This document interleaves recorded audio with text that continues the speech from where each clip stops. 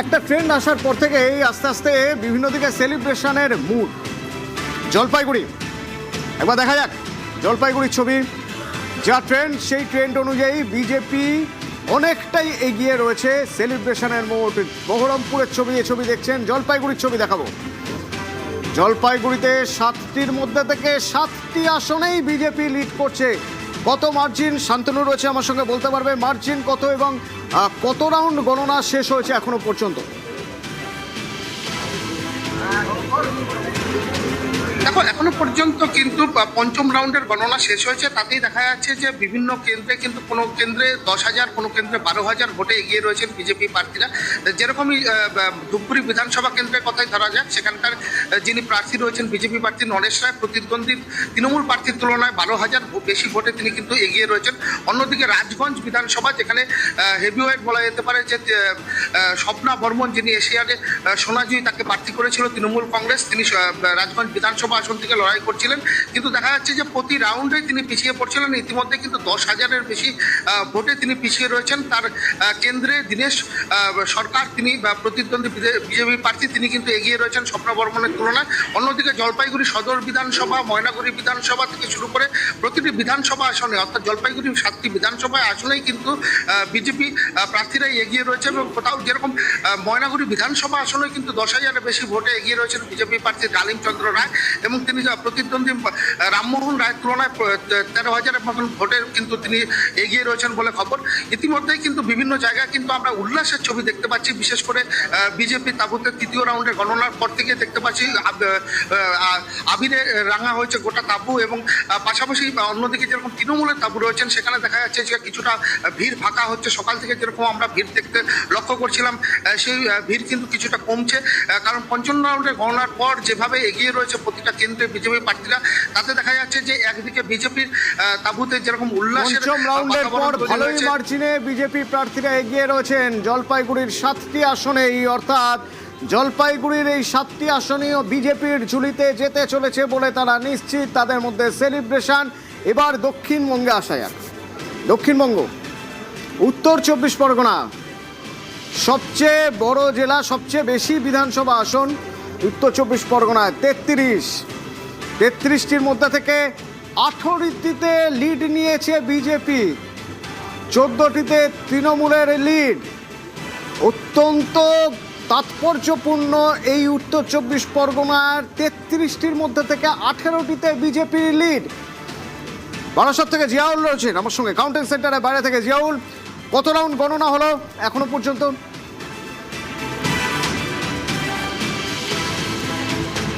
দেখো, এখনো পর্যন্ত সর্বোচ্চ 7 রাউন্ড পর্যন্ত গণনা হয়েছে। বিভিন্ন বিধানসভায় এক এক রকম গণনা কেন্দ্র রাউন্ড হয়েছে। কিন্তু এই মুহূর্তে যে বিজেপির যে ট্রেনটা, এর আগেও তোমার সঙ্গে কথা হচ্ছিল, যে ট্রেনটা উঠেছিল, অর্থাৎ সেখান থেকে কিন্তু কিছুটা হলেও দেখা যাচ্ছে আমডাঙ্গা বিধানসভা, যেখানে বিজেপি প্রার্থী প্রায় 5,000 ভোটে এগিয়েছিল, সেখানে কিন্তু অনেকটাই কমে, অর্থাৎ তৃণমূল কংগ্রেস প্রার্থী কাসেম সিদ্দিকী, তিনি কিন্তু আবার প্রায় 7,000-এর কাছাকাছি ভোটে এগিয়ে গেছে। এবং এইরকম বেশ কিছু জায়গায়, যেমন 7 রাউন্ড শেষে নারায়ণ গোস্বামী প্রায় 9,945-85 ভোটে এগিয়েছে অশোকনগর বিধানসভা। আমডাঙ্গা বিধানসভা তোমাকে বললাম প্রায় 6,599 ভোটে কিন্তু এগিয়ে রয়েছে কাসেম সিদ্দিকী। 6 রাউন্ড শেষে জ্যোতিপ্রিয় মল্লিক মাত্র 921 ভোটে এগিয়ে রয়েছে। দেগঙ্গা বিধানসভা, সেখানে কিন্তু 7 রাউন্ড শেষে 11,442 ভোটে এগিয়ে রয়েছে। 3 রাউন্ড শেষে মধ্যমগ্রামের যে তৃণমূল কংগ্রেস প্রার্থী, তিনি কিন্তু 4,651 ভোটে এগিয়ে রয়েছে। এবং সর্বশেষ বারাসাত প্রায় 7,500, প্রায় 4th রাউন্ডে 7,500 ভোটে এগিয়ে রয়েছে। তুমি যেটা বলছিলে, প্রায় 18টির কাছাকাছি কিন্তু বিজেপি এগিয়েছিল, সেটা কিন্তু, এবং 14টা এগিয়েছিল তৃণমূল কংগ্রেস, সেটা কিন্তু, অর্থাৎ তৃণমূল কংগ্রেস কিন্তু একাধিক বিধানসভায় দেখা যাচ্ছে সেগুলো কিন্তু তাদের ট্রেন্ড কিন্তু উঠছে, অর্থাৎ তারা কিন্তু এগিয়ে যাচ্ছে। এবং বিজেপির কিন্তু অনেক বিধানসভায় তারা কিন্তু সেখান থেকে যে 18 থেকে কমে কমে এখনো প্রায় না হলেও 13টা চলে এসছে। ফলে 13টা জায়গায় কিন্তু এই মুহূর্তে বিজেপি এগিয়ে রয়েছে বিধানসভা, 33টা বিধানসভার মধ্যে। বাকি কিন্তু এগিয়ে রয়েছে হচ্ছে তৃণমূল কংগ্রেস। ফলে যত সময় গড়াচ্ছে, ফলে যত রাউন্ড গড়াচ্ছে, ততই কিন্তু তৃণমূল কংগ্রেসের অর্থাৎ প্রার্থীরা তারা যে গণনা কেন্দ্র 7 থেকে 8 রাউন্ডে গিয়ে কিন্তু সেখানে গিয়ে আস্তে আস্তে তৃণমূল কংগ্রেসের প্রার্থীরা কিন্তু তারা লিড অর্থাৎ সংখ্যা কিন্তু ইতিমধ্যেই বাড়ছে। ফলে যত সময় যাচ্ছে ততই কিন্তু আরো হাড্ডাহাড্ডি হচ্ছে লড়াই, দেখা যাচ্ছিল যে লড়াই আরো হাড্ডাহাড্ডি হচ্ছে। যত সময় যাচ্ছে তত দেখা যাচ্ছে যে ধীরে ধীরে ধীরে ধীরে সংখ্যাটা বাড়ছে তৃণমূলের ক্ষেত্রেও। কিন্তু আমরা যদি সারা রাজ্যে দেখি, এখনো পর্যন্ত ট্রেন্ড বলছে অনেকটাই এগিয়ে রয়েছে বিজেপি, এবং তাদের থেকে এখনো পর্যন্ত ট্রেন্ড বলছে প্রায় 100 ভোটের কাছাকাছি পিছিয়ে রয়েছে তৃণমূল। সিপিএম দুটো সিটে এগিয়ে রয়েছে, 4টি সিটে অন্যান্যরা এগিয়ে রয়েছে, তার মধ্যে 2টি হুমায়ুন কবির। হলদিয়ার ছবি।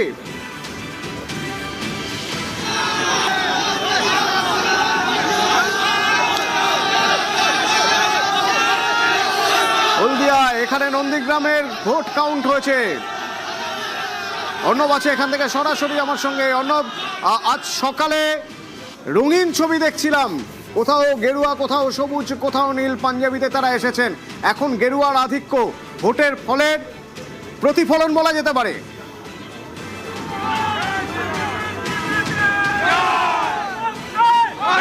এই মুহূর্তে পূর্ব মেদিনীপুর কার্যত গেরুয়াময় এবং ইতিমধ্যে উচ্ছ্বাসে মেতেছেন এখানকার বিজেপি কর্মীরা।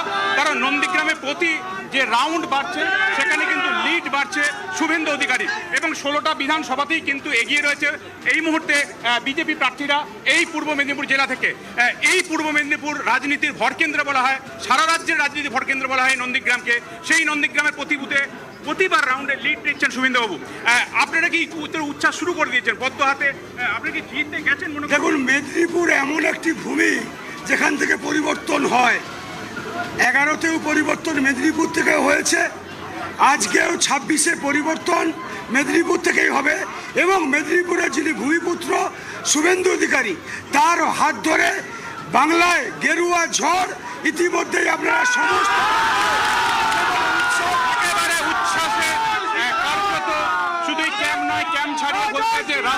রাস্তা পর্যন্ত কিন্তু বিজেপি কর্মসমর্থকদের মধ্যে কার্যত তাদের 15 বছরের যে দীর্ঘ অপেক্ষা, সেই অপেক্ষা শেষে তাদের এই জয়, এবং সেই জয় শুধুমাত্র নন্দীগ্রামের মধ্যে সীমাবদ্ধ থাকবে না, তা গোটা রাজ্য জুড়ে গেরুয়াময় হয়েছে। তাতে তারা উচ্চ এবং একই সঙ্গে কিন্তু ইতিমধ্যে বেরোতে শুরু করেছে।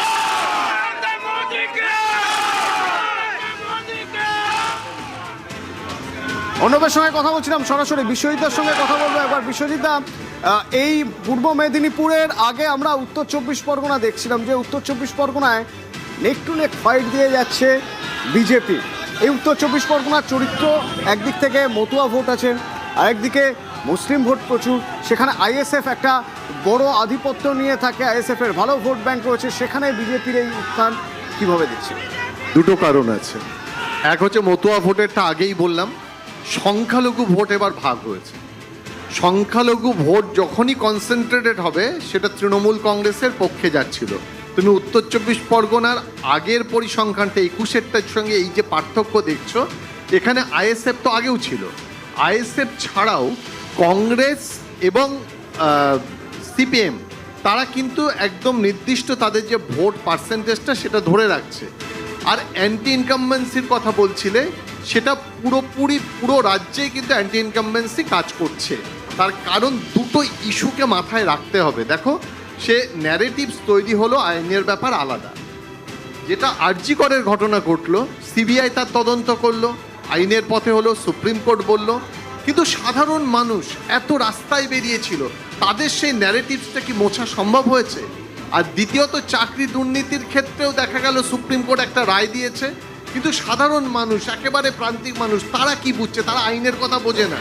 তার আগে যে বিরোধী প্রচার তৈরি হয়েছে এই দুটো ক্ষেত্রে, একটা দুর্নীতির ক্ষেত্রে আর একটা মহিলা নিরাপত্তার ক্ষেত্রে, সুরক্ষার ক্ষেত্রে, দুটো ক্ষেত্রে অ্যান্টি ইনকামবেন্সি একটা ফ্যাক্টর হয়েছে। তবুও এই মুহূর্তে দাঁড়িয়ে, একটু আগে প্রদীপ্ত বলছিল যে ঘটনা, যে তুমি দেখছিলে যে ভাঙড়ের ক্ষেত্রে প্রায় 14,000 ভোটে লিড ছিল শওকত মোল্লা, সেটা 4 রাউন্ডের পরে। 6 রাউন্ডের পরে দেখা যাচ্ছে এখন লিড রয়েছে নওশাদ সিদ্দিকী। এবং তার লিডটা প্রায় 2-2,500। এই যে ক্লোজ ফাইট উত্তর 24 পরগনায় একটু আগে রিপোর্টার যে বলছিলেন প্রতিনিধি, যে 2টো রাউন্ড পরে এখনই অনেকগুলোতে আবার তৃণমূল কংগ্রেস এগিয়ে আসছে। আমার একদম পরিষ্কার বিশ্লেষণ যে এগিয়ে পিছিয়ে যাই যাক, এই যে গ্যাপটা তৈরি হয়েছে এটা কিন্তু আর রাত পর্যন্ত মেটানো সম্ভব নয়। অর্থাৎ সরকার গঠন করার দিকে বিজেপি এগিয়ে গেছে, হয়তো মার্জিনের দিকে এর কিছু বাড়বে এবং বিজেপির কিছু কমবে, অথবা উল্টোটাও হতে পারে। কিন্তু এই মুহূর্তে দাঁড়িয়ে ট্রেন্ড বলো বা যে অ্যান্টি ইনকামবেন্সি ফ্যাক্টরটা বলছিলাম পুরো রাজ্যে, সেটা বিজেপির ফেভার। শ্রমিকদের কাছেই জানতে চাইবো, উত্তর 24 পরগনায় ভালোভাবে ভোট বেড়েছে, বিজেপির ভালো ভোট বেড়েছে, যেটা আমরা 2021-এও দেখিনি। 2024-এ একটা আঁচ পাওয়া গিয়েছিল, লোকসভা ভোটের সময় বিধানসভা ভিত্তিক ফল যদি আমরা দেখি তাহলে একটা আঁচ পাওয়া গিয়েছিল। এ তো একেবারে ঝড়। আমি একটু আগেই আর কি যখন ব্রেক ছিল চন্দনদের সাথে আলোচনা করছিলাম, এই উত্তর 24 পরগনার যখন কার্ডটা আপনি দেখালেন, মনে আছে 2021-এ এখানেই রেশন চোর মল্লিক ও বলেছিল যে উত্তর 24 পরগনায় একটাতেও পেতে দেবো না। সেই রেজাল্ট আর এই রেজাল্টে বোঝা যাচ্ছে 21-এ কীরকম ভোট হয়েছে, কীভাবে তার ভোট গণনা হয়েছে। আজকে যখন কেন্দ্রীয় নির্বাচন commission seriously free and fair vote করেছে, রেজাল্টেই, এবং আগে যারা শাসক ছিল এখন বিদায় হয়ে গেছে, তারা সমানে এই ইলেকশন প্রসেসটাকে সমালোচনা করে গেছে। শুধু উত্তর 24 পরগনা না, আপনি যদি একটু আগে চন্দন আমাকে ম্যাপটা দেখাচ্ছিল পশ্চিমবঙ্গে, আপনি যদি দেখেন এটা একদম সর্বাঙ্গীন সাধারণ মানুষের, যেটা আপনাকে প্রথমে বলতে চেয়েছিলাম যে আপনারা যারা বলেছে যে আমাদের সংগঠন নেই, আমি বারবার বলেছি যদি চোর গুন্ডা তোলাবাজ সংগঠনের হাতিয়ার হয়, আমাদের নেই। আমাদের হচ্ছে মানুষের ভালোবাসা, মানুষের বিশ্বাস, মানুষের আশীর্বাদ, সেটা এবারে প্রমাণ হয়ে গেছে। সুতরাং আপনি ওই জেলা ভিত্তিক দেখুন, পশ্চিমবঙ্গ দেখুন। আমি সত্যি কথা বলতে সেফোলজিস্ট নই, আমি মানে এমনি রাজনীতি করি, মাঠে ময়দানের রাজনীতি করি, আমি অত ক্যালকুলেশন বুঝি না। একটা জিনিস আমি বুঝি, সাধারণ মানুষ। একটা উদাহরণ দিই, আমার এক দাদা, কলেজের সিনিয়র দাদা, কালকেই কথা বলছিলাম, দুটো ঘটনা বলবো। কালকে বলছিল তার বন্ধু, সেও আমার কলেজের সিনিয়র, অসুস্থ, 2 মাস আগে মানে অপারেশন হয়েছে বড়। ভোটের দিন সে বাড়ি থেকে ফোন করে তার আত্মীয়দের বলেছে গিয়ে ভোট দেওয়া, তার সাথে আমার দলের কোনো সংযোগ নেই। এক্ষুনি আসছিলাম, আমার মামার ছেলে, অনেক ছোট আমার চেয়ে, আমায় ফোন করে বলছে আমি কিন্তু আমার মতো করেছি, তার সাথে আমার দলের সম্পর্ক নেই। এবার সাধারণ মানুষ গিয়ে মানুষের সাথে আলোচনা করেছে। ওই যে আমাদের শ্রমিকদা একটা কথা বলেছিল না, যে ঝান্ডা নিয়ে ঘোরে সেই আমার দলের কর্মী, যে ঝান্ডা ছাড়া রাস্তায় ঘোরে এবং লোকে তার সাথে বিজেপি নিয়ে আলোচনা করে, সে আমার নেতা। এই রকম প্রচুর নেতার কর্মী, যাকে হয়তো তৃণমূল চিন্তাও করেনি, যে সংগঠনটা কেউ আমাদের বিরোধীরা চিন্তা করেনি, যারা মানুষের কাছে গিয়ে পৌঁছেছি এবং মানুষ আমাদের কথা বিশ্বাস করেছে, ভরসা করেছে আমাদের নেতৃত্বের ওপর, নরেন্দ্র মোদীজির নেতৃত্বকে, এবং এই ভোটের রেজাল্ট তার। প্রদীপ্ত, মা মাটি মানুষের সংগঠন বলেন আপনারা, অর্থাৎ মানুষের সঙ্গে থাকেন, জনসংযোগ আপনাদের থাকে, মানুষের সংগঠনের কথা আজ বিজেপি স্পোকসপারসন বলছেন যে মানুষের সংগঠনই তো এগিয়ে এনেছে বিজেপিকে, এত ভোট পেয়েছে মানুষের জন্যই। এই ট্রেন্ড অনুযায়ী ওনার কথাটাই ঠিক মনে হবে স্বাভাবিকভাবেই, কিন্তু এখনো পর্যন্ত আমি সেই একই কথা বলছি যেটা বিশ্বজিৎ বাবুও কিছুক্ষণ আগে বললেন, যে তোমার যে ট্রেন্ড দেখাচ্ছে তার মধ্যে শুধু উত্তর 24 পরগনা যদি একটা ইনস্ট্যান্স দেখি, সেখানে 13-18 পিছিয়ে রয়েছে তৃণমূল কংগ্রেস। কিন্তু তোমার সাংবাদিক কিছুক্ষণ আগে বললেন যে সেটা যখন আরও 2 রাউন্ড বেশি কাউন্ট হয়েছে, সেটা ঠিক উল্টে গিয়েছে।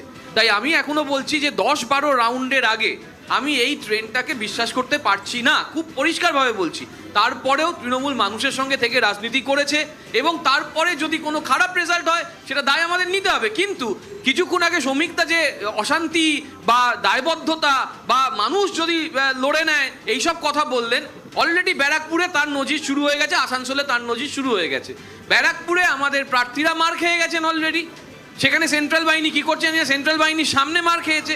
আবার দেখো, তুমি দেখলে যে ফলতায় রি-ইলেকশন দেওয়া হলো, কিন্তু গতকাল এটা সিপিএমও অস্বীকার করতে পারবে না যে গতকাল যখন নোয়াপাড়ার ওই ভিভিপ্যাট পাওয়া গেল একটা জঙ্গলে, সেখানে কিন্তু রি-ইলেকশনের ব্যাপারটা কোনো সিদ্ধান্ত ইলেকশন কমিশন নিতে পারলো না। আবার একই সঙ্গে দেখা যাচ্ছে যে আমাদের কর্মীদের ওপর অত্যাচারের যে বার্তা অন ক্যামেরা দিয়ে দেওয়া হচ্ছে এবং তার রিফ্লেকশন যখন পাওয়া যাচ্ছে, আমরা জানতাম BJP is the party of difference, এবং সেটাও কিছু নেতা বলছেন, কিন্তু এখানে উস্কানি, ইনস্টিগেশন সমান্তরাল চলছে, যার প্রতিফলন ইতিমধ্যে বেশ কিছু কাউন্টিং সেন্টারে দেখা যাচ্ছে। আমার কাছে স্ক্রিনশট নেওয়া আছে এদের সামান্য, আমি জানি না এরা কোথাকার ভুইফোর কে সোশ্যাল মিডিয়াতে সব 4 তারিখের পর দেখবো। রিজু দত্ত নাম করে করে বলছি, রিজু দত্ত দুদিন আগে পোস্ট করেছে 4 তারিখের পর দেখবো। অভিষেক ব্যানার্জি বলেছে যেন বিজেপির কেউ আর না ধরতে পারে, ফ্ল্যাগ ধরতে পারে, চামড়া গটাবো, এসবগুলো এগুলো কে বলেছে? আমরাও রক্তে মাংসের মানুষ। আমি প্রদীপ্তকে বলবো তোমরা এগুলো বলে আমাদেরকে আরো উত্তেজিত করো না। আমি এতক্ষণ ঠান্ডা কথা বলছি, আমিও রক্ত মাংসের মানুষ। আমিও জানি আমার কয়েকশো কর্মীকে খুন হয়েছে, আমি জানি আমার কয়েকশো কর্মী যারা আমার ছেলে বা মেয়ের চেয়ে ছোট হয়তো বয়সী, তাদের ধর্ষণ করা হয়েছে, তাদের ঘর ভাঙা হয়েছে। আমি যদি ওই ধরনের উত্তেজক কথা বলতে শুরু করি তাহলে কিন্তু কেলেঙ্কারি। শ্রমিক ভট্টাচার্য, শ্রমিক দাশগুপ্ত, আমি কিন্তু রবীন্দ্রসঙ্গীত পছন্দ করি একটা পার্টিকুলার টাইমে। আমি বেশিরভাগ সময় ডিজে আর রবীন্দ্রসঙ্গীতের মাঝামাঝি ওই ঝাড়ুমার ওই সব গান পছন্দ করি। সুতরাং প্লিজ এমন কিছু বলো না। এটা আমি তৃণমূলের সমস্ত নেতা থেকে কর্মী থেকে সবাইকে বলছি, আমাদেরকে উত্তেজিত করো না ভাই। আমরা আমাদের কর্মীদের ঠান্ডা করছি, উত্তেজিত করার চেষ্টা করো না। এক্ষুনি মুখ্যমন্ত্রী যেটা করলেন সেটা উত্তেজিত করার চেষ্টা করছেন, দুদিন ধরে উত্তেজনার সৃষ্টি করছেন। এবং আমি তৃণমূলের কর্মীদের বলছি, হিন্দু হোক মুসলমান হোক, প্লিজ এদের প্ররোচনায় পা দেবেন না। এরা কিন্তু একটা বড় ষড়যন্ত্র করার চেষ্টা করছে। চন্দনদার কাছে জানতে চাইবো, চন্দনদা, ফ্রি অ্যান্ড ফেয়ার ইলেকশন দেখেছি আমরা, ফ্রি অ্যান্ড ফেয়ার ইলেকশন, যে ইলেকশনে রক্তপাত হয়নি বহুদিন পর আমার রাজ্যে এরকম একটা ইলেকশন দেখলো। না, এটা তো ঠিক। দেখুন, আজ ইলেকশন শেষ, কাউন্টিং শেষ, অস্বীকার করার কোনো জায়গা নেই যে ছাগলের মতো ব্যালট খেয়ে নেওয়ার নির্বাচন এটা হয়নি, এটাও অস্বীকার করার জায়গা নেই। অতীতেরও, এটাও বলছি, অতীতেরও বহু ইলেকশনের নির্বাচনের যে ঝঞ্ঝাট রয়েছে সেটা কম ছিল। কিন্তু টেকনিক্যালি কালকে রাত্রি 11:45 ধরুন যারা কাউন্টিং এজেন্ট যাবেন ইলেকশন কমিশন থেকে তাদের একটা করে পরিচয়পত্র দেওয়া হয়। সেই পরিচয়পত্রটা আমাদের প্রার্থীদের ক্ষেত্রে আমি আশা করি অন্য দলে বলতে পারবো না, 12টা বেজে গেছে তখনও আসছে না। মানে টেকনিক্যাল কিছু ইস্যু আছে। এই যে স্লো কাউন্টিং চলা, 3 রাউন্ড 4 রাউন্ড 5 রাউন্ড চলার পর সেটাকে আপডেট করা ইলেকশন কমিশনের ওয়েবসাইটে, এইটা কিন্তু হচ্ছে না। কারণ এটাই একটা আশঙ্কার দিক থেকে যায় এই জন্যে যে বিগত বেশ কিছু নির্বাচনে হরিয়ানা থেকে শুরু হয়েছিল, হরিয়ানা, মহারাষ্ট্র এবং বিহার, 3টে নির্বাচনেই সাধারণ মানুষের কাছে এটা একটা আশঙ্কার বস্তু, যেই সংখ্যাগুলো পরে মেলে না। কিন্তু আমি আবার অ্যাবাভ ফ্রম অল এই বিতর্ক বাদ দিয়েও বলছি যে এখনও সবটা এটা সন্ধ্যে অবধি যাবে, পুরো সমস্ত গোনার পর তারপর আবার রিকাউন্টিংয়ের দাবি উঠতে পারে, ইত্যাদি ইত্যাদি নানান কিছু হতে পারে। ফলে মূল এখন একটা ট্রেন্ড বোঝা যাচ্ছে যে মানুষ তৃণমূল সরকারের বিরুদ্ধে ভোট দিয়েছেন। আরেকটা কিছু জায়গায় আমরা আমি আসলে যে কারণে ফেয়ার ইলেকশনের কথা বললাম চন্দনদা, আরেকটা ট্রেন্ড আমাদের এখানে আছে, রাজনৈতিক অশান্তির ট্রেন্ড। ভোটের পরে রাজনৈতিক অশান্তির অভিযোগ নানা মহল থেকে বিভিন্নভাবে ওঠে এবং তা কোর্ট কাছারি পর্যন্ত চলে যায়। আজ যখন ফ্রি অ্যান্ড ফেয়ার ইলেকশন হয়েছে, 2.5 লক্ষ জওয়ান এসে আমাদের ইলেকশন করিয়ে নিয়ে গেছেন। আজ ভোটের পর নেতাদের বক্তব্য, তাদের দায়িত্ব বেড়ে যায়।